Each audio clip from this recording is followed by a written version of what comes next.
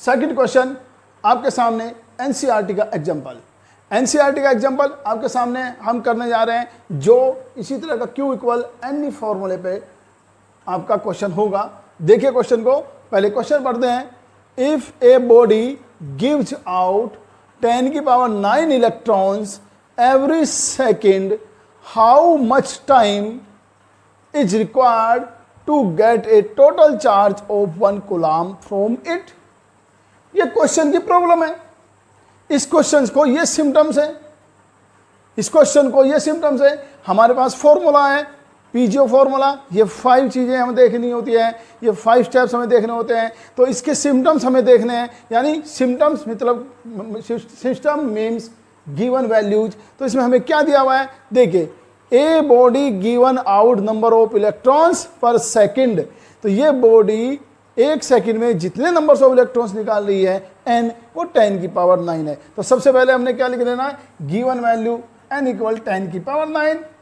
Secondly आपको दिया हुआ है 1 कूलम चार्ज, यानी टोटल चार्ज जो बॉडी से बाहर आ रहा है वो कितना है, 1 कूलम। और आपसे क्या कहा कि 1 कूलम चार्ज कितने टाइम आएगा।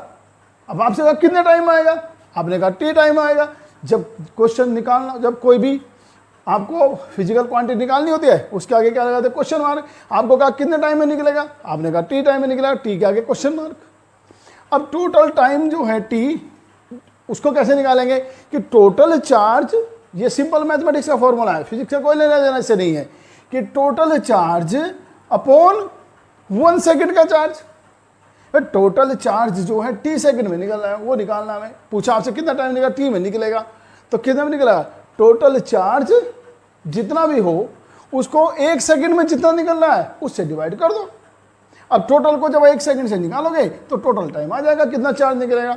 तो टोटल चार्ज निकालने के लिए पहले हमें क्या निकालना पड़ा। अब देखिए क्वेश्चन तो ये है कि हमें क्या निकालना है, टाइम निकालना है।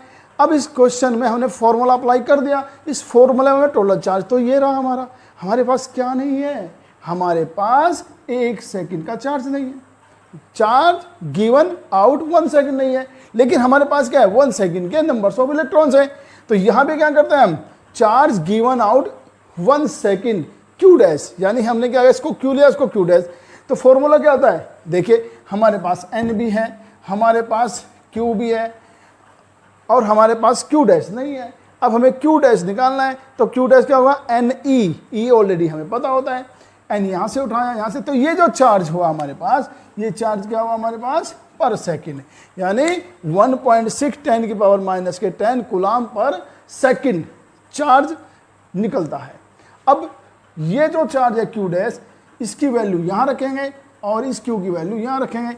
यानी आप इसको ये भी कह सकते हो, ये हो गया आपके पास क्यू और ये हो गया आपके पास आपका, यानी आप इसको अगर चाहो तो आप इसको ऐसे लिख सकते हो, क्यू अपॉन क्यू डैश। कैसे लिख सकते हो, क्यू अपॉन क्यू डैश। अब क्यू की वैल्यू यहां से रखिए, क्यू डैश की वैल्यू यहां से रखिए। जब आप इसमें रखोगे तो देखिए कूलम से तो कूलम कैंसिल हो जाएगा, सेकंड ऊपर चला जाएगा, और ये आ गया 1 अपॉन 1.6 10 की पावर माइनस के 10 सेकंड।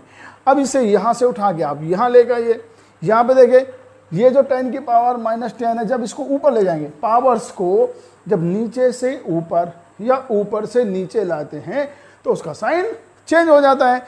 नीचे से कहाँ लेके जा रहे हैं, आप इसको ऊपर लेके जा रहे हैं। जब आप इसको ऊपर लेके जाएंगे तो इसका साइन चेंज होना है, तो जो निगेटिव था वो क्या हो जाएगा, पॉजिटिव हो जाएगा। तो 10 की पावर 10 1.6 इंटू सेकेंड हो गया। अब अगर हम इसको यहाँ भी छोड़ दें तो आपको मार्क्स तो मिलेंगे, लेकिन ये बात यहाँ खत्म होती नहीं, हमें तो अभी और आगे बढ़ना है। तो आगे बढ़े क्या करें, इस पॉइंट को यहाँ से हटाएं। जैसे ही आप पॉइंट को हटाएंगे ऊपर एक पॉइंट होगा 10 आ जाएगा। ये सिंपल मैथमेटिक्स है, ये तो आता ही होगा, लेकिन मैं आपको बिल्कुल फुली कैलकुलेशन बता रहा हूँ। अब ये 10, अब 10 छोटा है, 16 बड़ा है, इसका टेबल इसमें नहीं चलेगा, इसलिए इसकी एक पावर कम कर लीजिए। जो यहाँ से एक पावर, जितनी भी पावर यहाँ से कम होगी उतनी यहाँ पे जीरो लगती चली जाएंगी। यहाँ से एक पावर कम की, जीरो को आप यहाँ ले गए, तो ये क्या हो गया आपके पास 100 अपॉन 16 10 की पावर 9। और जब आप 100 को 16 से डिवाइड करते हो तो आपके पास आया 6.25 10⁹ सेकेंड। यानी इस बॉडी से 1 कूलम चार्ज को बाहर आने में 6.25 10⁹ सेकेंड लगेंगे। तो ये आपका एनसीईआरटी का एक एग्जांपल है। अब इसके बाद हम देखेंगे सेकंड एनसीईआरटी एग्जांपल्स। देखिए ये है एनसीईआरटी का सेकंड एग्जांपल, ध्यान से देखें। हाउ मच पॉजिटिव और negative charge in there in a cup of water. अब दिमाग घूम गया ना, अब ना तो कुछ गिवन दिखाई दे रहा है, कोई सिम्टम्स ही नहीं दिखाई दे रहे हैं। अब कभी कभी ऐसी बीमारियां भी आ जाती हैं कि जिनका जो रिपोर्ट में भी नहीं आती। अब ऐसे क्वेश्चन को कैसे करें, तो थोड़ा सा आपको दिमाग लगाना है, थोड़ा सा आपको अलग चलना है कि देखिए हाउ मच पॉजिटिव और negative charge in there in a cup of water. तो यहां पे आपको एक कप ऑफ वाटर को कंसीडर करना पड़ेगा किसी ना किसी मास में, यानी 1 कप ऑफ वाटर आपने 250 ग्राम मास ले लिया, आपने कंसीडर करना है 250 मास, यानी आपको एक एग्जांपल के तौर पे निकालना पड़ेगा इस क्वेश्चन को। यानी 1 कप ऑफ वाटर 250 ग्राम का हम लेके चलते हैं, ठीक है। अब 250 ग्राम में हमें पॉजिटिव और निगेटिव चार्ज बताना है। तो क्या बताना है, तो हमें पता लग गया क्या बताना है, चार्ज क्यों बताना है। और जब चार्ज क्यों पता लग गया तो हमें फॉर्मूला पता लग गया कि Q इज NE। अब हमें क्या बताना है, हमें बताना है चार्ज कितना है, यानी हमें क्या है, ये जो Q है ये बताना है। ये गिवन हो गया 1 कप ऑफ वाटर, और बताना क्या है, Q बताना है। और जब Q बताना है तो फॉर्मूला कौन सा अप्लाई करेंगे, Q इज NE। तो अब E तो हमें ऑलरेडी पता होता है, कितना होता है E होगा 1.6 10⁻⁻19 कूलम। अब अगर हम यहां से n निकाल ले और n की वैल्यू इसमें रख दे तो हम क्या निकाल लेंगे, हम यहां पे चार्ज निकाल लेंगे। तो अब इसके लिए n निकालने के लिए अब हमें करना क्या है कि देखिए 1 मोलिकुलर मास ऑफ वाटर, कि मोल, एक मोल जो वाटर होता है वो 18 ग्राम के इक्वल होता है। और एक मोल में जो नंबर्स ऑफ मोलिक्यूल्स होते हैं, किसमें, एक मोल में, और एक मोल वाटर, एक मोलिकुलर वाटर 18 ग्राम के इक्वल होगा।